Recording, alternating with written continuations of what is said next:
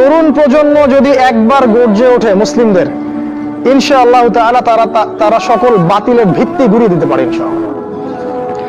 তরুণ প্রজন্মের মধ্যেই ছিল খালিদ বিন ওয়ালিদ, তারেক বিন জিয়াদ, এই মানুষগুলা, ওমর ইবনে খাত্তাব, আলী ইবনে আবি তালেব, যায়েদ ইবনে হারসা, আসাদুল্লাহ, সাদ ইবনে আবি ওয়াক্কাস। এই যে সাহাবায়ে কেরামদের নাম আপনারা জানেন, তরুণ সাহাবী ছিলেন যখন তারা ইসলামের পক্ষে দাঁড়িয়েছিলেন।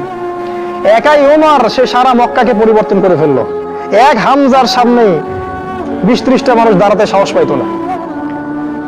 একজন তারেক বিন জিয়াদ, তিনি স্পেন জয় করে ফেললেন মাত্র অল্প কিছু সৈন্য নিয়ে।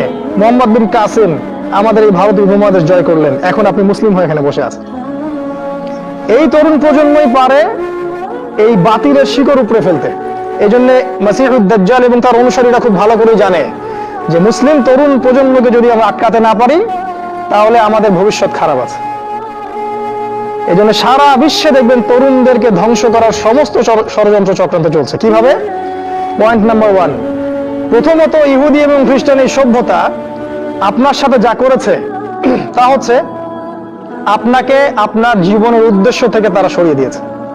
এটা 1 নাম্বার কাজ তারা করেছে। আল্লাহ পাক কোরআনে বলেছিলেন, ওমা খালাকতুল জিন্না ওয়াল ইনসা ইল্লা লিয়াবুদুন, আমি মানুষ এবং জিনকে শুধুমাত্র আমার ইবাদত করার জন্যই সৃষ্টি করেছি। তারা আপনাকে এই উদ্দেশ্য থেকে সরিয়ে দিয়েছে।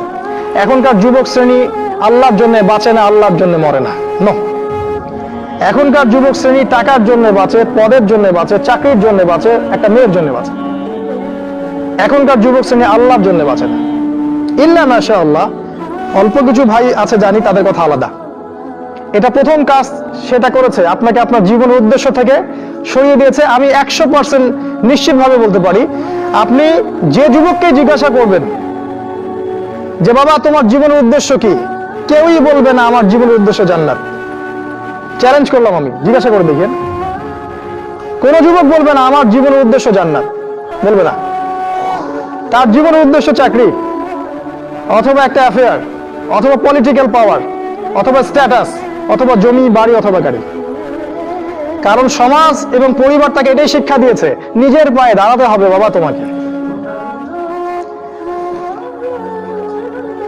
তো প্রথম যে কাজটা তারা করেছে সেটা হলো তারা আপনাকে আপনার জীবনের উদ্দেশ্য থেকে সরিয়ে দিয়েছে। 2 নাম্বার কাজ তারা যেটা করেছে সেটা হলো যে আপনার শারীরিক শক্তিটাকে তারা নষ্ট করেছে। প্রথমত, এখনকার যুবকদের শারীরিক শক্তি আর আমাদের চাচাদের শারীরিক শক্তির মধ্যে আকাশ পাতাল পার্থক্য আছে। এখানকার কোনো চাচার সাথে লড়াই করার ক্ষমতা তোমাদের নাই। তোমরা 3 জন মিলে একজন চাচার সাথে পারবা না ইনশাআল্লাহ, আমি বিশ্বাস করি এটা। আমার একজন আত্মীয় যিনি একটা প্রশাসনিক পদে আছেন, হার্ট স্ট্রোক করেছিলেন, আমি দেখতে গিয়েছিলাম। তিনি একসময় বাংলাদেশের পক্ষে অস্ত্র ধরেছিলেন। যখন একটা সীমান্তে লড়াই হয়েছিল বাংলাদেশের সাথে অন্য একটা নাফ নদীর ওখানে, তিনি বিডিআর ছিলেন, যেটাকে আমরা বিডিআর বলি। আমি যখন তাকে দেখতে গিয়েছি, আমি বলেছিলাম যে না আপনি তো দুর্বল হয়ে যাচ্ছে। তিনি আমাকে বলেছিলেন যে তুমি এখনো আমার সাথে পারবে না, তুমি এখনো আমার সাথে পারবে না। আগেকার মানুষদের যে শক্তি, ফিজিক্যাল স্ট্রেংথ, এটা তোমাদের মধ্যে নাই। তোমরা কি বুঝতে পারো? এটা ওরা করেছে।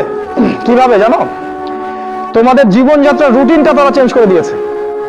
তোমরা এখন ঘুমাও 12টা, 1টা, 2টা, 3টায়, আর ওঠো ওই যে 10টা, 11টা, 12টায়। তোমরা আর রাসূলের সুন্নাহ অনুযায়ী চলো না। আমাদের চাচারা ঘুমাতেন 9টায়, ওই যে ভোর 4টায় উঠতেন, তাহাজ্জুদ পড়তেন, তারপরে নামাজ পড়তেন, মাঠে কাজ করতে যাইতেন। তাদের যে ফিজিক্যাল স্ট্রেংথ, এটা তোমাদের মধ্যে নাই। যদি আবারও মুক্তিযুদ্ধ হয়, তোমরা কিছুই করতে পারবে না দেশের জন্য।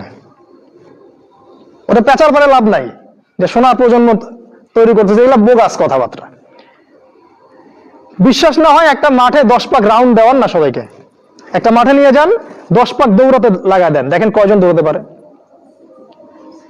তোমাদের শারীরিক শক্তি ওরা নষ্ট করে দিয়েছে। এটা একটা, তোমাদের রুটিনটা ওরা চেঞ্জ করেছে।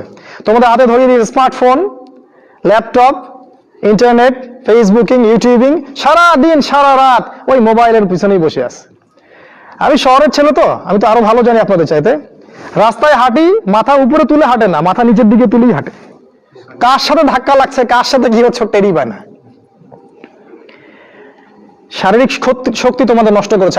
আরেকটা কাজ তারা করেছে, আমরা যে খাবার খাই সেই প্রত্যেকটা খাবারের মধ্যে তারা এমন কিছু পয়জন ঢুকিয়ে দিয়েছে যার মধ্য দিয়ে এমন জটিল জটিল রোগ ব্যাধির সৃষ্টি হচ্ছে যেটা আগের 50-100 বছর আগে ছিল না।